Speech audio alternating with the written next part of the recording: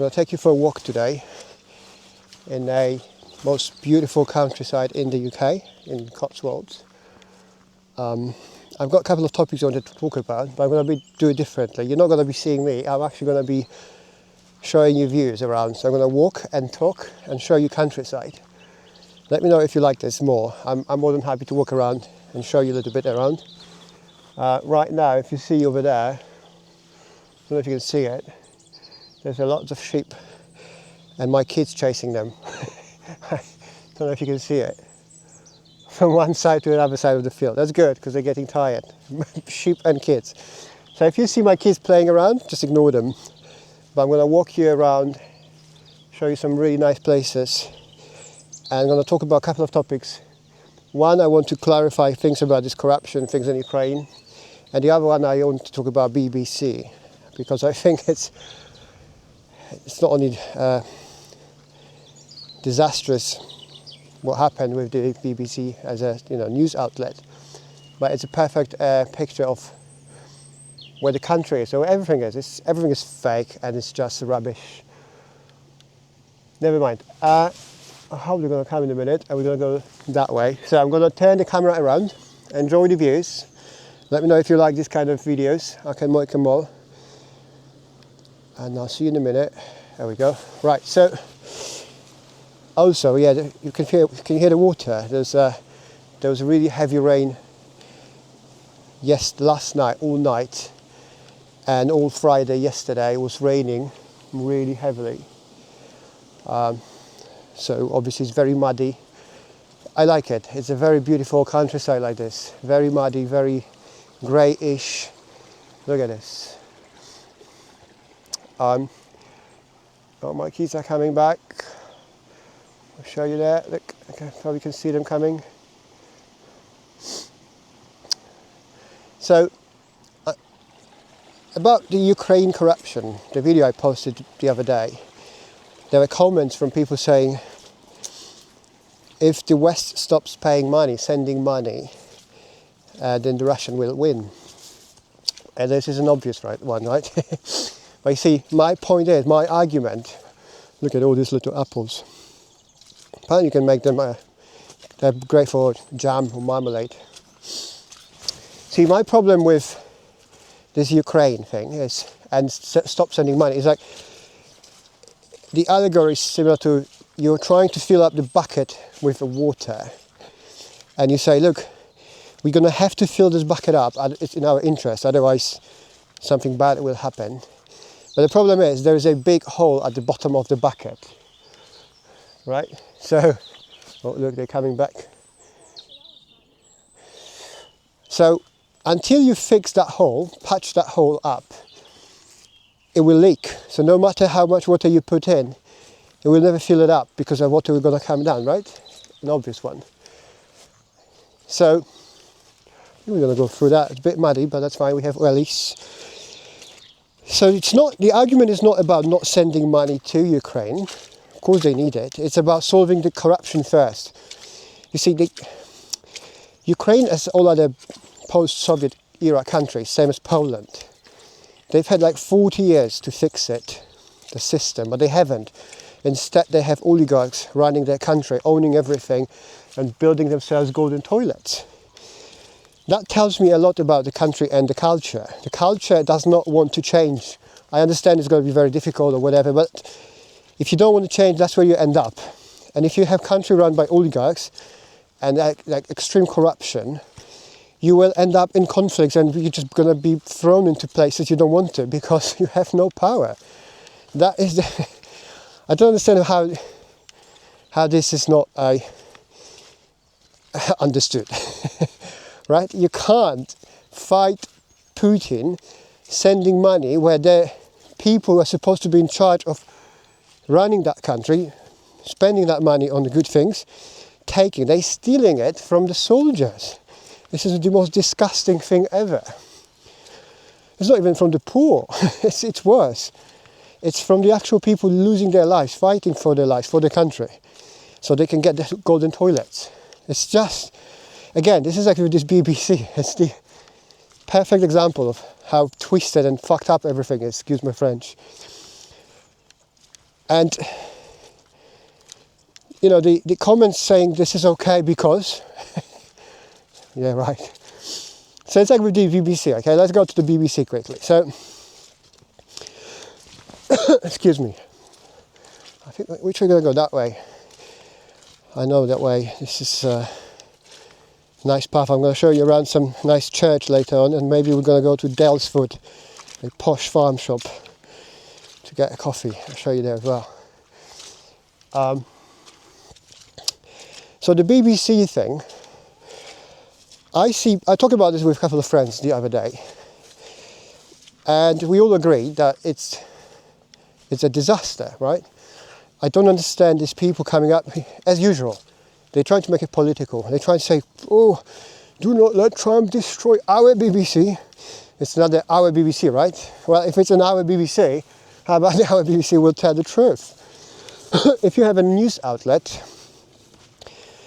which is openly editing content to make it sound something completely different to what it was meant to sound, that is like criminal, okay? It's not some Alex on YouTube, right, doing whatever, talking some nonsense or whatever.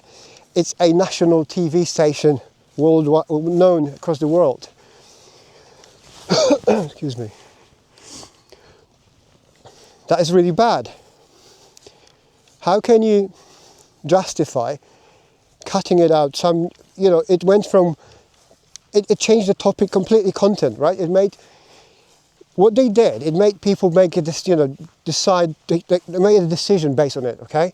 Some people maybe even ended up in prison because they've heard this, they've listened to it, then they thought this is how it is, this is what he really said, and then they reacted. But it turns out somebody twisted minds decided they're going to do it this way for their own particular reasons. This is the same thing like you see in politics, where people on the left will justify whatever means, right, because they just don't agree with your point of view. This is the exactly same thing. And I haven't watched news or TV for a very long time. We don't watch TV at my home. I only watch it when I'm traveling, in hotels or something. And I'm very glad, because if you have people actually watching this kind of thing, it's a clear propaganda. Okay? You're trying to justify fighting Putin, the regime of Putin and all of that. Why are we doing I think we're doing exactly the same, if not worse things here. It's literally North Korea things, right? We're going to set up our propaganda channel with propaganda message and send it across so it suits our political goals. Look at this, it's so beautiful, isn't it? We're going to go that way, but I'm going to show you how the fields look like right now because of this rain. Look at this, that's a field, it's not a lake. It's really, it's all flooded. Right, so, where were we? The propaganda, right? So, in my opinion, the BBC should not exist in the current state. It's a perfect picture, a mirror of where the country is. Same, everything is fake. It's not the way, we call it democracy. Like, you can't have democracy if your mainstream media outlet, news outlet, editing videos so it sounds the way they want it to. Like, what does it matter what we decided or what we voted if they actually can steer how people think and vote? This is the problem I have with, the social media in the world, in today's world of our democracy. Because, wait, it's so slippy. Watch out, it's very muddy here. Almost slipped up. Because our opinions can be easily affected and steered. We can actually be steered in a certain way, specific way. Because, for example, some topics are, highlighted or shown to us more often than others.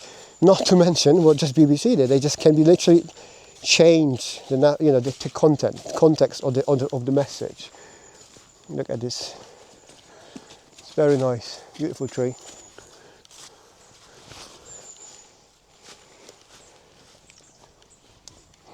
Hang on.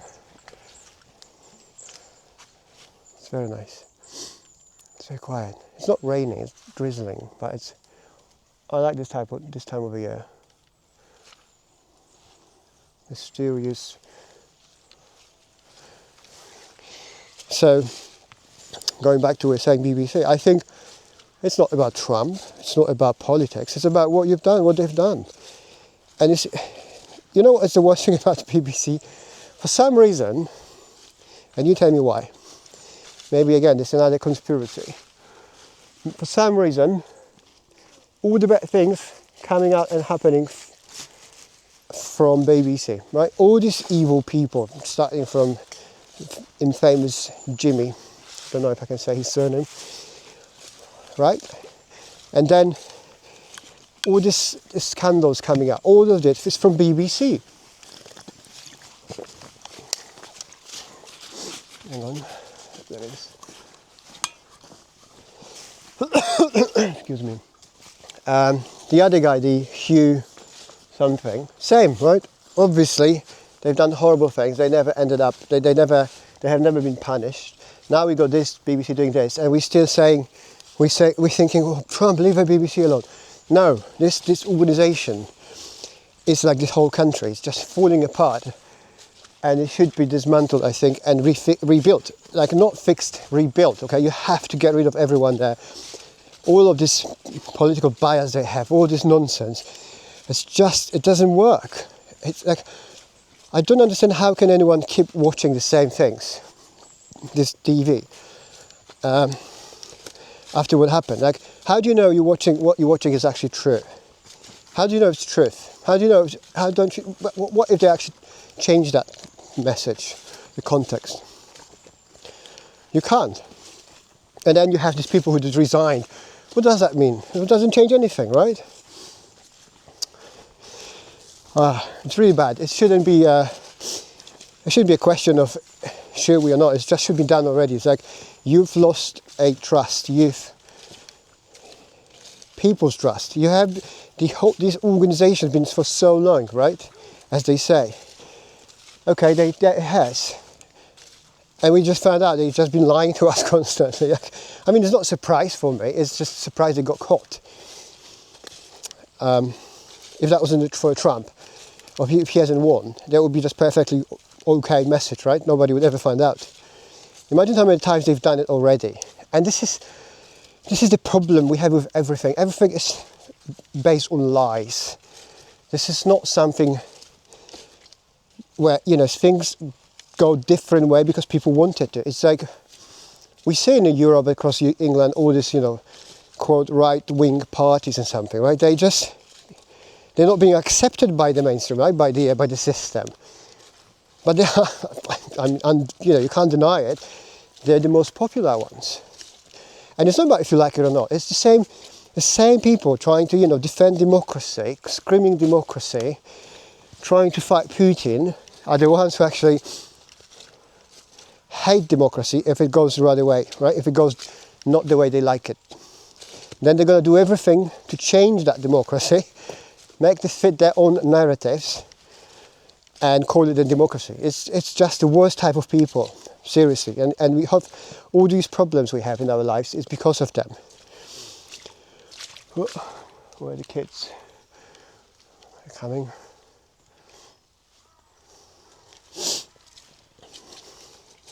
Let me know what you think about this. Because for me, it's just the ugly picture of reality. It's sort of, we're living in a time, post-oil era, post-America era, where the old system is basically falling apart, and it's ugly. And it's going to be ugly. It has to, because it was too long, for too many years, too many lies stuck, on top of each other, giving us this fake image of our reality, of the system, of democracy, of country, of Great Britain, of big America. It's all been a lie and now falling apart. BBC. All these politicians coming screaming at Trump again. They won't accept the actual core problem. It's the same with my Ukraine corruption video. It's not about if sending money is good or not. It's not about if Trump was right or not. Who cares about Trump? It's not about Trump. It's not about money. sent to Ukraine. It's what happens with that money. Okay, it's what happens with the person talking publicly, and that his or her words are being twisted to fit in specific narrative. This is what it's all about. But of course they're going to try to make it political. Oh, Trump, orange man bad, orange man bad. Bloody NPCs. But it's harder, right? And harder for the system to actually keep it this way. Oh, I love this kind of gate, countryside gate. Look at this, it's very nice. Close that gate. There you go.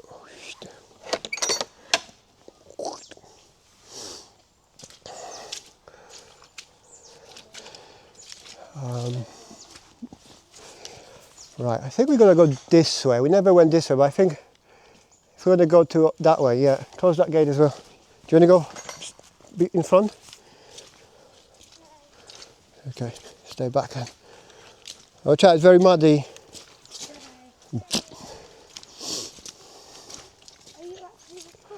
I am recording, yeah. It's going to be a long video from walking and talking and showing countryside, beautiful English countryside. You can say something if you want. you can say something if you want.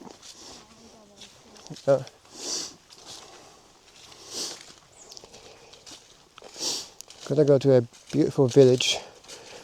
It's called, I think it's called Upper Oddington. It's really nice.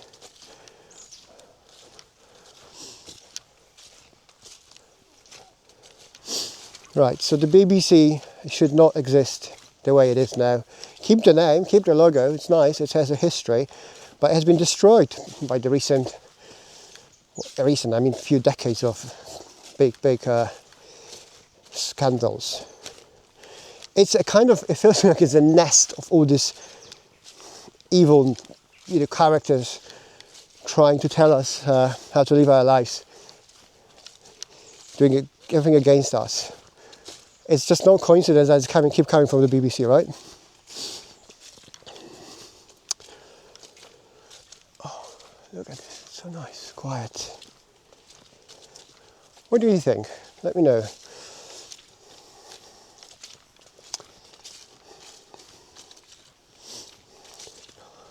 I'll be recording in a second. I'm going to turn it off for a minute. But I'll be back in a second, because we're going to go straight there and then turn right. You can see there's a turn.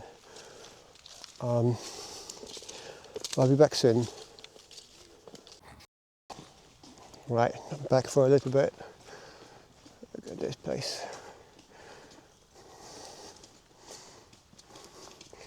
It's beautiful, isn't it? Countryside.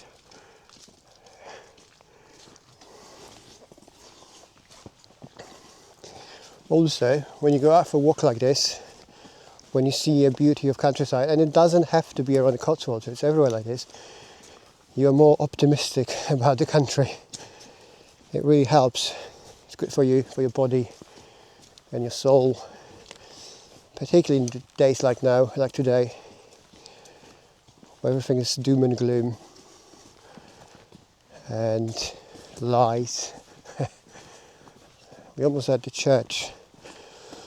I'm going to show you in a second, and then we're going to go down for a hot chocolate down at Daylesford's farm. A posh farm where people from London come, so you can buy a loaf of bread for £5, small bottle of ketchup for 10, and a pint of milk for 8. But they do have some nice products there, I have to say, but it's very expensive. And very crowded, I'll show you when I get there. And most of them are actually coming from, obviously not locals. It's more like a tourist attraction. But it's nice. I'll show you in a second. It's actually going that right. So if we go that way, that's for Daylesford. We go straight. We're going to go to that church. I love English churches. I like English churches, countryside. Oh, look at this view. Like low clouds. I like English churches, English countryside, and English cemeteries. They're really beautiful, and there's something about them, right? It feels different. If you've never been to a cemetery, you're gonna have to. Like, I remember living in London for so long, and maybe I don't know, 3 or 4 years after I actually moved to London, it was the first time I went to a cemetery. There was one in Chelsea. If you're in London, from London, you know the one I'm talking about. The most beautiful cemetery. It's quite often in the movies. Oh, there's a dog walker in front of us.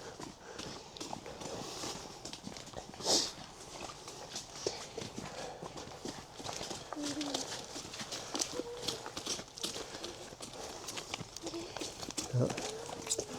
Look at his jumper. Look at how dirty they are. That's good, they like it.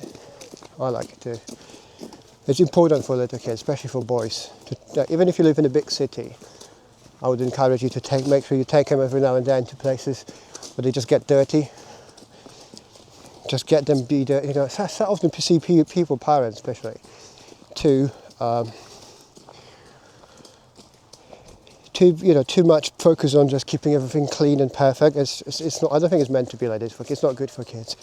They're meant to be fighting, playing in the mud, falling apart, falling over. That is all part of growing up as a boy. And I think that's also important, what's missing in our society, which is also another element of why we are where we are, why things are not well, because our kids obviously are not raised properly quite often. And it's not actually often, I don't think it's often parents' fault. It's just because they can't afford not to, for example, work. So they have no time, no energy to actually spend enough time with kids. Today's weekend, so I can.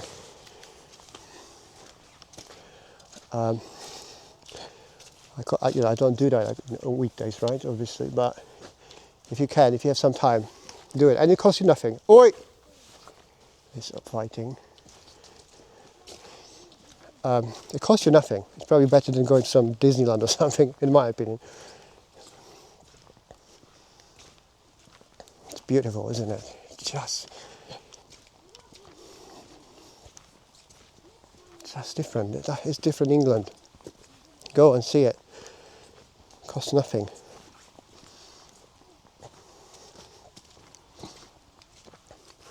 We're almost there. We often come here, I think in early summer, to collect wild garlic. All that field here, all these things is full of wild garlic. So you just pick it up, and then you eat with a baguette, and a little tomato maybe, and salt and butter, and it's just so nice. Again, costs almost nothing. It's just bread and tomato, and wild garlic is for free. Right, we're getting close to the church. I'll show you the church now, which is really nice. But there's plenty of those around, similar churches, right? Keep going.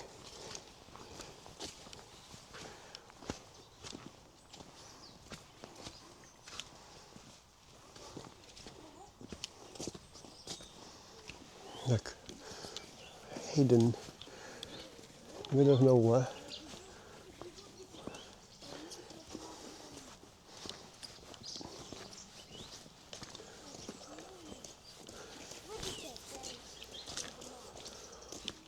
I once here came with the boys and with their bikes when it was dry. And there was this lovely lady from local village. She was 100. And she was telling me a story. We were talking here because she said, oh, they're such a lovely boys, And, look, you see, this is me, immigrant. I'm just normal, but many immigrants would not interact. I did. Go on then, go. Yeah. Okay, stay in then. You can stay or you can go. I don't mind. And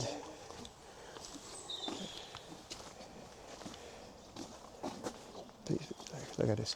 And this 100-year-old lady was telling me stories from when she was little, because she lived here all her life. About this church, stories about her family. It was lovely. Really nice to hear that kind of stories from people. The way England used to be Look at this church and this graveyard. It's beautiful.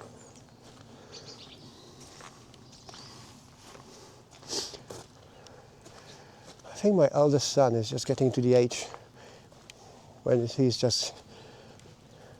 getting old. You know, he's 9. So he's not enjoying as much spending time in the nature as we used to. Look at this. We can go inside.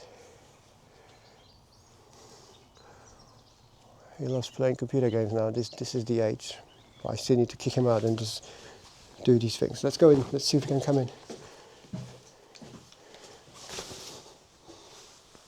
Look at this gate. Look, it's wooden.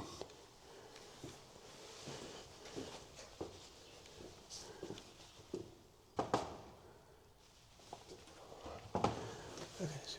Put your hand through.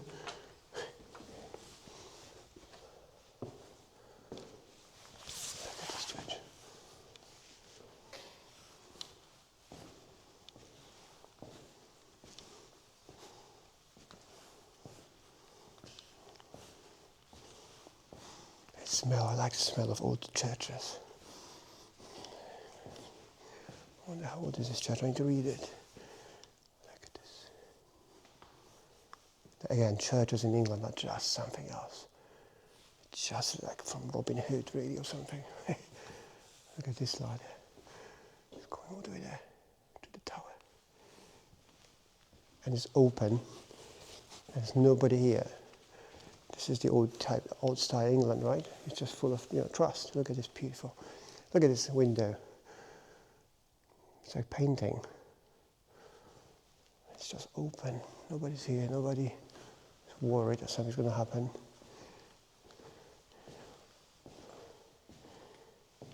Oh, look at this. The dead shall be raised. That's what it says here. Is that when you put dead on top of it or something? Is it for? I think it's for transporting dead body for the funeral. Let me know if you know. Right, look at this. And by the way, let me know if you like this kind of videos. I can really take you around places, nice places around Cotswolds. I can do some talking. You can mute me if you want to.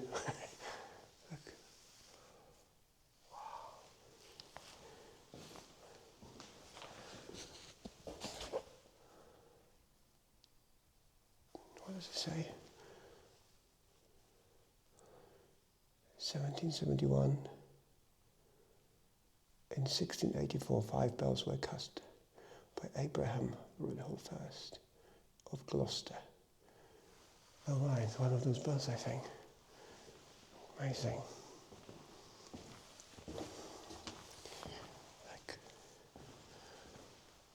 Wow. Do you know what? I've never been to a mass in church here. I need to try it, see what... Well, actually, I've been once or twice, but in a chapel, not in a big church like this. Again, I did that mainly because I did go in, yeah. I did that because I went inside. You can go inside, take off your hat, and lock the door behind you. Go in, there's a... Unlock it, yeah. Not like that. And then lock it. Put your hand through that hole. Right? Be quiet inside. I'm going to show you around it a bit.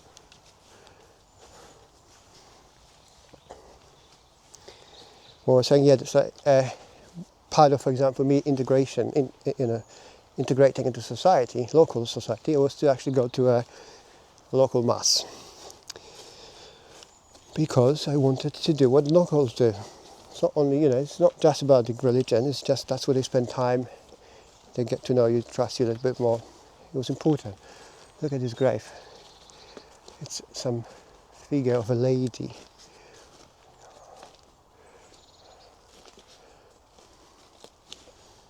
Oh, look.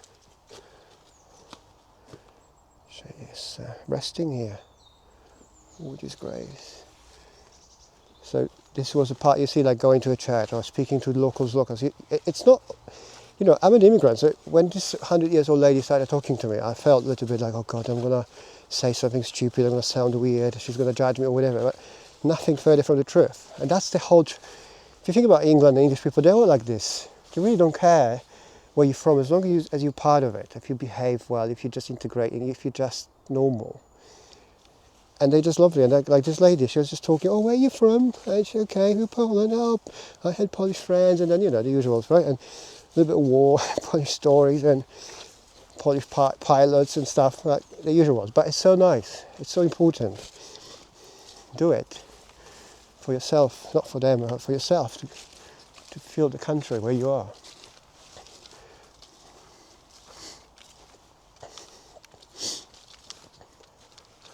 Look at this tree. Is it oak? Nice, beautiful. Just hugging each other. Gravestones.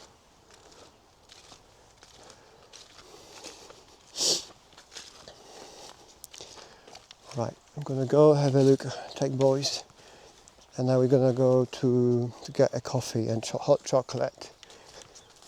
So I'm gonna probably turn it off for a minute, and I'll show you when we're a bit closer, probably about half an hour walk, and then we're gonna have my wife come and pick us up with our little otter, the third one,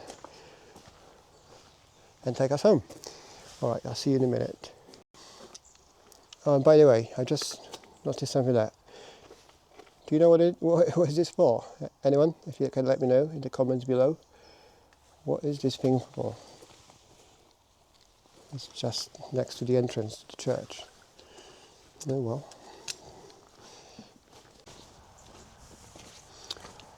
So this is the way towards Daylesford farm. I think all this land belongs to Lady Bamford, who owns the farm, obviously farm shop, and all this lands around here. She lives around as well. She quite often she flies with a white helicopter. You can see it landing next to her mansion somewhere there. You can see whenever she's at home because her helicopter is coming.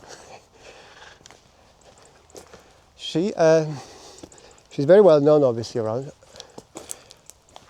But she's also I've seen her a few times, but she's investing in the area a lot, in like schools. She helped build playgrounds. A friend of mine is what is it called? Like, is it councillor or something, like in the village, right? So he's like a head of the village or something. And he's a friend of mine, and he was telling me that they could ask Lady Bamford for some donation because they were trying to build some nice playgrounds for kids, and she did that. But she's also buying all the local pubs. Locals don't like that. My local is not for sale apparently, but because these local pubs owned by her becoming a attraction, right? So then you've got loads of people from London coming, and it's losing its charm, the villages. It becomes more tourist attraction than a local place, especially for people living there. But it is what it is. I suppose it's better to have it her. At least she's still, you know, been local for all that time, and she's just keeping it away. Okay, it looks very flooded in front of us. I don't know if you can see it. I hope we can get through it, because that's the only way. There's this little bridge, I don't know if you can see it there. We need to go over it. And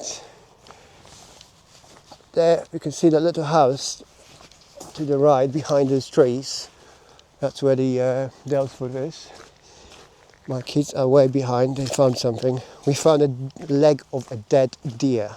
Obviously dead, but there was a leg of a deer in the field. I can find things like that.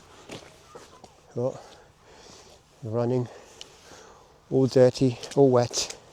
Beautiful. Oh my God, look at this. Oh my God, I hope we can walk through it. If not, we're going to have to walk through the field around here.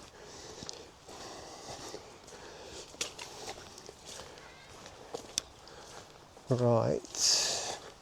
I mean, I have a long wellies, so I should be right, but I don't know about kids. But this looks like a river. There is actually a small river. Look at this. Oh, it's not deep.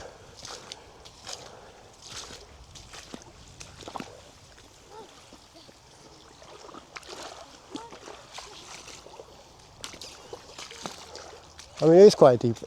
Look at this. It's a stream. Look.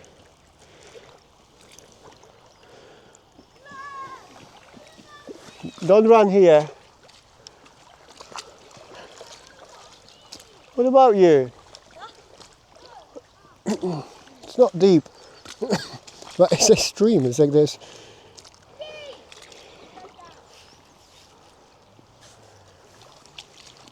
Here they call me tata. It's in Polish, like daddy. Right. Need to go there.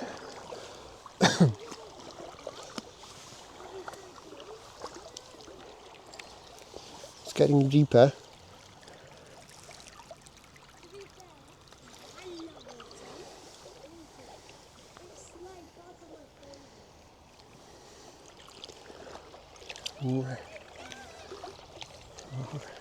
Right, I'll be back soon. I don't want to drop camera into this water. That would be a good idea. So look at this. I had to go through there. It's quite deep. I had to carry one of my boys. It's too deep for him. It's all flooded. But we made it. So now over that little bridge over here. And I'll be back around just a bit closer to the Daylesford. All of it flooded. I can see it. Hang on. And that's a train truck, railway. Train for London, going that way.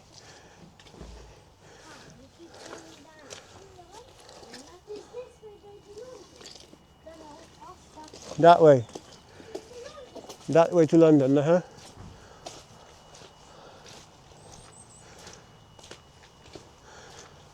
Okay, you can see a car park. That's Daylesford. Over there. I think you can see it.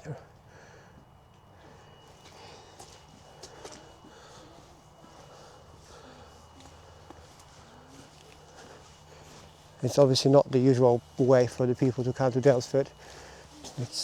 We're going from around the back, as you can see. That's the way, that's where we're going to.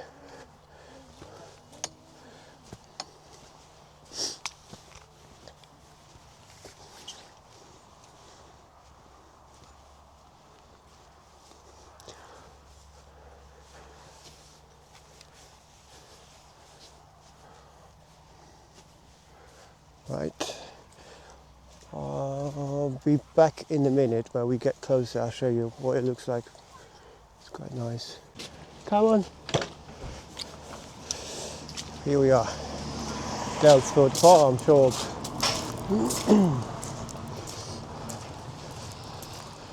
So busy today. Look at this. Packed. Look at how many cars there are here.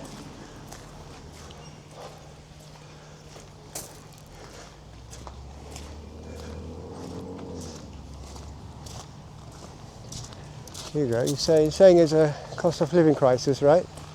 But this place is packed.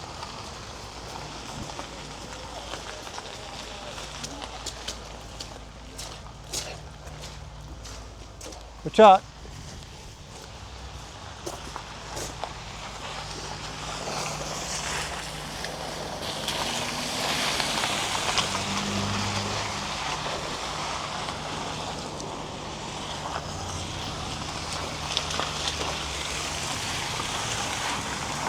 Also because before Christmas here is nice. Oh. No. Yeah, I thought it's Mama, but no. I don't know if you're going to find her.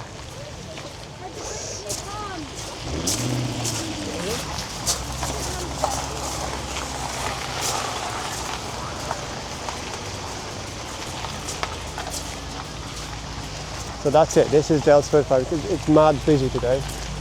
We're going to go and get a coffee and then going back by car. Let me know if you like videos this type, like this, me walking around. If you like the video, give me a like, subscribe to my channel, and I'll be seeing you soon, guys. Take care.